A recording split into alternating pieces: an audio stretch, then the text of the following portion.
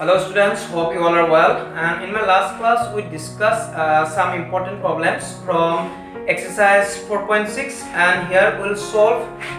same problem from the last part of exercise 4.6. So let's start.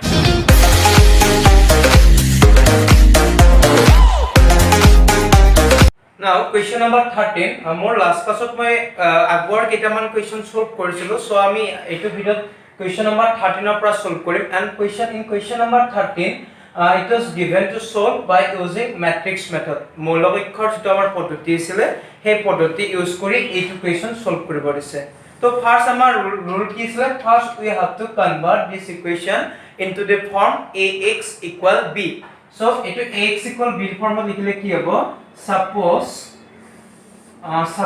মই ax equal b ফর্মত লিখিম। তো যদি তোমালোকে আগৰ ভিডিও যদি চোৱা নাই, কাইন্ডলি মোৰ আগৰ ভিডিও আছে, ভিডিওটো চাই লবা, তেতিয়া এইখিনি বুজত ক্লিয়াৰ হ'ব। তো ফাৰ্স্ট আমি কোএফিচিয়েন্ট ম্যাট্ৰিক্সটো লিখিম 2 3 3 1 -2 1 and then 3 -1 -2, and here we will write the variable x y z, and here we will write the elements from right side 5 -1 -4 3. That means suppose this one our a, this is our x, and this is our b, and so we get the formula x equal a inverse b, and again a inverse means adjoint a by determinant a, thus we get x equal adjoint a by determinant a into b. Now we have to check the value of determinant a. Eti ami determinant a value sabo lagibo. So here determinant a equal a means this matrix, a2 matrix amar a isile, so ami iam expand koribo lagil by using row 1 apeke, by using expanding along row 1 etu row apeke expand korisu. So when moi 2 lom, jeta 2 lom, element hobo -2 1 and -1 -2, then -3 lole element egita cancel, hobo 1 1 and 3 -2, and then plus 3 lole first row and third column cancel, element hobo 1 -2 3 -1. তো calculation করলে result কিমান পাবা, ইয়াতে মই লিখি দিছো result পাম 2, ইয়াতে হ'ব -2 into -2 means 4, minus -1 into -1 means -1, ultimately +1. Clear? -3 1 into -2 করলে -2, minus 3 into 1 করলে 3, and then +3 1 into -1 করলে -1, and then -3 into -2 করলে তো +6 হয়ে যাব। ক্লিয়ার? তো রেজাল্ট কিমান পাম, 2 into 5 means 10, -5 into -3 করলে +15, and then 5 into 3 করলে +15. তো আলটিমেটলি রেজাল্ট কিমান পালো আমি 40, which is not equal 0. তো আমাৰ লাষ্ট ভিডিওত কৈছিলো if determinant of a not equal 0, then there will solution exist, আমি solution পাম। এটা আমি কেনেকুৱা solution পাম বা কি solution পাম, তো তাৰ কাৰণে মই কি উলিয়াব লাগিল, এতিয়া determinant a এইটো value উলিয়ালো। now we have to find adjoint a into b. তো ফার্স্ট মই adjoint a উলিয়াইলাম, ফার্স্ট আমি উলিয়াইলাম adjoint a. again adjoint a means কি আছিল, transpose of cofactor matrix. তো ফার্স্ট কোফ্যাক্টর উলিয়াব লাগিল। তো a11 means কিমান পাবা, ইয়াতে মই ডাইৰেক্টলি যদি কোফ্যাক্টৰ উলিয়াব যাও, ফাৰ্স্ট মই দেখাইছো, বাকি এটা ডাইৰেক্টলি লিখিম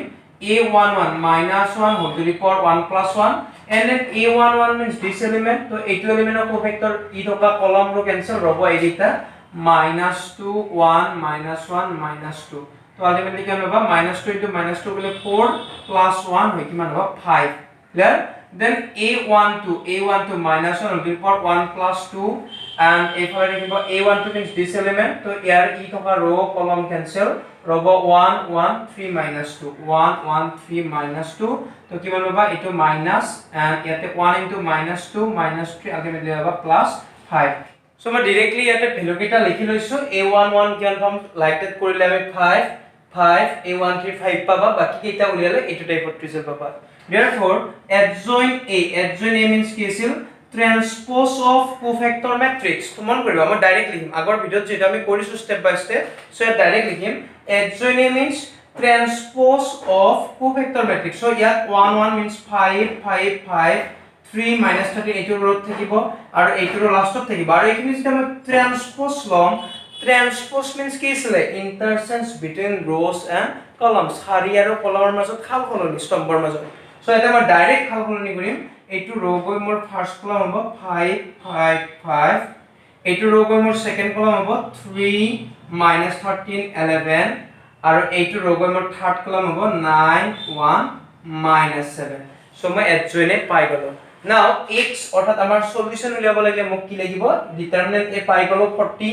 adjoint a পাই গলো না এক লগত মই কি কৰিব লাগিব adjoint a into b কৰিব লাগিব সো তোমালোকে এখানে নোটস কৰি লোৱা therefore আমাৰ ফৰ্মুলা কি হ'ব therefore x equal adjoint a into b by determinant a adjoint a means আহিব আমাৰ এটো ম্যাট্ৰিক্স 5 3 9 5 minus 13 1 and 5 11 minus 7 তলত আহিব determinant a means 40 and matrix b means আহিব আমাৰ right hand side of matrix to মই মুছি পেলালো let me say আমাৰ right hand side of matrix to আছিল question number 13 ৰ right hand side of matrix to আছিল আমাৰ 5 minus 4 3 5 minus 4 3 so উপৰখিনি মাল্টিপ্লাই কৰি দিয়া উপৰখিনি মাল্টিপ্লাই কৰি এটো 1/40 to বাইৰে লিখিলো এইখিনি ডাইৰেক্ট মাল্টিপ্লাই কৰিছো ৰ ৰে কলম so 5 into 5 25 3 into -4 গলে -12 9 into 3 গলে 36 আলটিমেটলি ৰিজাল্ট কি ইমান হ'ব 25 ৰ পৰা 12 গলে 13 যদি তুমি 36 ৰ লগত যোগ কৰি দিয়া কিমান পাবা 13 আৰু 36 আমি যোগ কৰিলে পাম এইখিনি 5 into 5 3 into 12 সৰি এটো আমাৰ 27 9 into 3 27 তো 27 12 ৰ পৰা 25 ৰ পৰা 12 গলে 13 into 27 গলে 40 next 5 second ৰে first column 5 into 5 গলে 25 minus 13 আৰু 4 কৰিব লাগিল minus 13 আৰু 4 কৰিলে আমাৰ কিমান হ'ব 52 minus 4 গলে প্লাস হৈ যাব 52 and then 1 into 3 কৰিলে 3 তো আলটিমেটলি ইয়াত কিমান হ'ব 25 2 কৰিলে 28 28 ৰ লগত 52 কৰিলে হৈ যাব 80 and then 5 into 5 কৰিলে 25 11 into -4 কৰিলে -44 and -7 into 3 কৰিলে -21 তো ইয়াৰ ৰিজাল্ট কিমান হ'ব 25 আৰু -21 কৰিলে ৰিজাল্ট হ'ব +4 +4 তো ইয়াৰ লগত কৰিলে ৰিজাল্ট হ'ব তুমি -40 তো 40 ৰে এটো 1/40 ৰে মাল্টিপ্লাই কৰিলে হ'ব 1 2 -1 again left side of x means আছিল আমাৰ x y z তো ইয়াটো আছে আমাৰ x y z therefore আমি সলিউশন কি পালো therefore x equal 1 y equal 2 and z equal -1 clear and then question number 15 our question number 15 is if a equal 2 minus 3 5 3 2 minus 4 1 1 minus 2 find a inverse using a inverse solve the system of equation this one আমাক first এইটো ম্যাট্ৰিক্সৰ a inverse উলিয়াব দিছে and then a inverseৰ যেটো আমি value পাম that means যেটো আমি নতুন ম্যাট্ৰিক্স পাম এই ম্যাট্ৰিক্সটো ইউজ কৰি আমাক এই ইকুৱেচন গিটা সলভ কৰিব দিছে দ্যাট মিন্স ইয়াৰ আকৌ x y z ৰ ভ্যালু উলিয়াব দিছে তো ফাৰ্স্ট আমি a inverse উলিয়াম মন কৰা a inverse ৰ ফৰ্মুলা কি আছিল আমাৰ a inverse equal adjoint a by determinant a so first we have to check the value of determinant তো ডিটারমিনেন্ট যদি আমি উলিয়াব যাও ডিটারমিনেন্ট মিন্স এটো ম্যাট্ৰিক্স এক্সপান্ড কৰিব লাগিলে তো ৰিজাল্ট কিমান আহিব 2 যদি মই 2 লও 2 ললে 2 থকা ৰ কলম ক্যান্সেল ৰব 2 -4 1 -2 then minus of -3 -3 ললে -3 থকা ৰ কলম ক্যান্সেল ৰব 3 -4 1 -2 3 -4 1 -2 and then plus 5 ললে ৰব 3 2 1 1 তাহলে মানে রিজাল্ট কিমান পাবা 2 -4 plus 4 plus 3 minus 6 plus 4 and then plus 5 3 minus 2 so this is 0 এতে রব -2 into 3 করলে -6 এতে রব 1 into 5 করলে 5 তো আলটিমেটলি পাবা -1 which is not equal 0 তো -1 not equal 0 clear so যেহেতু determinant a value not equal 0 now we have to find the value of adjoint a again adjoint a means transpose of transpose of cofactor matrix okay so আমি first কি উলিয়াব লাগিব কোফেক্টৰ বিলাক উলিয়াই তাৰ ট্ৰান্সপ'জ ল'ব লাগিব এতিয়া মই কোফেক্টৰ বিলাক উলিয়াব গৈছো ফাৰ্স্ট a11 means এইটো এলিমেন্টৰ এইটোৰ কোফেক্টৰ তো ইয়াৰ কোফেক্টৰ আমাৰ কি ৰুল আছিল অলপ আগত কৰিছিলো -1 ই থকা ৰ কলম বাদ দিলে এই চাৰিটাৰ হ'ব দ্যাট মিন্স এই কিটা তো তোমালোকে ডাইৰেক্টলি লিখিব পাৰা মই ফাৰ্স্ট কাৰণে উলিয়াই দি আছো এটা তো এইখিনি তো পজিটিভ হৈ গ'ল এইখিনি ক্যালকুলেশন কিমান হ'ব 2 * -2 and 1 * -4 2 * -2 means -4 minus 1 * -4 means -4 ultimately 0 তো লাইক দ্যাট তোমালোকে যদি বাকি কিটা উলিয়াব ট্রাই কৰা a13 বাকি কিটা উলিয়াব ট্ৰাই কৰিবা এটা ভ্যালু বিলাক উলিয়ালে আমি কি পাম a110 যেটো অলৰেডি উলিয়াইছো a122 a131 তো লাইক দ্যাট বাকি ভ্যালু বিলাক আমি পাই যাম so therefore adjoint a means transpose of cofactor matrix so আমি transpose উলিয়াব লাগিলে তো transpose উলিয়াব লাগিলে মই ডাইৰেক্ট ভ্যালু কেইটা লিখি দিছো ৰ টো কি হৈ যাব আমাৰ কলম হৈ যাব ইন্টাৰচেঞ্জ কৰিব লাগিল so এইটো ৰ যেতিয়া মই কলম কৰি দিম 0 to 1 and then -1 -9 -5 -1 -9 -5 and 223 13 this is our adjoint a now we have to find a inverse equal adjoint a by determinant a so direct result likhi disu moi adjoint a to determinant a means -1 so আমি -1 এৰে এই গুটেনি divide কৰিলে 0 divide কৰিলে 0 -1 divide কৰিলে 1 2 divide কৰিলে হ'ব -2 এইখিনি divide কৰিলে হ'ব -2 9 20 -23 -1 5 and -13 so this is our a inverse clear সকলোৱে বুজি পাইছে তো নেক্সট আমাক এক লগত কোৱেশ্চন দিছে using a inverse solve the system of equation a equation কেটা solve কৰিব দিছে so মই এখিনি মচি লৈছো তোমালোকে লিখি লবা নোটস কৰি লবা so now we have to solve those system of equation a system of equation to আমি solve কৰিব লাগে so already আমি পাইছিলো matrix method solve কৰিব লাগিলে first আমি convert কৰিব লাগিব ax = b ফৰ্মুলাকে so suppose মই to convert কৰিলো suppose a means coefficient 2 - 3 5 3 2 -4 3 2 -4 x 1 -2 here x means xyz and b means 11 -5 -3 which is our a x b so here पर আমি solution কি পাইছিলো x equal a inverse b that means adjoint a by determinant a into b clear so now আমি এটা কি value পাব লাগে এটা determinant a পাব লাগে adjoint a into b multiply কৰিব লাগে then আমি ৰিজাল্ট পাইছা এটা মন কৰিবা this a is to a is a matrix and this matrix are same মানে এটো কোৱেশ্চনত যেটো আমাৰ ফাৰ্স্ট পাৰ্টৰ কোৱেশ্চনত যেটো a matrix দিছিল আৰু ইয়াত যেটো a matrix পালো they are same এটো +2 সৰি ভুল হৈ গৈছিল 3 2 - এটা +2 so এইটো matrix আৰু এইটো matrix same তো ইয়াৰ যেটো a inverse আৰু ইয়াৰ a inverse কি হ'ব same that means a inverse মানে কি adjoint a by determinant এইটো matrixৰ কাৰণে আমি যেটো উলিয়াইছো অলপ আগত adjoint a by determinant আৰু এইটোৰ কাৰণে আমি যি উলিয়াব লাগিব adjoint a by determinant they are same so যদি same হয় মই ইয়াতে কি লিখিব পাৰো adjoint a by determinant a means মই অকমান আগত যেটো ভ্যালু পাইছিলো এইটো matrix লিখিব পাৰো 0 1 -2 0 1 -2 -2 9 -23 -2 9 -23 and -1 5 -13 -1 5 -13 আৰু b means মই লিখিব পাৰো b matrix means আমাৰ ৰাইটৰ matrix to 11 -5 -3 আৰু আমাৰ লেফটত x means কি আছে x y z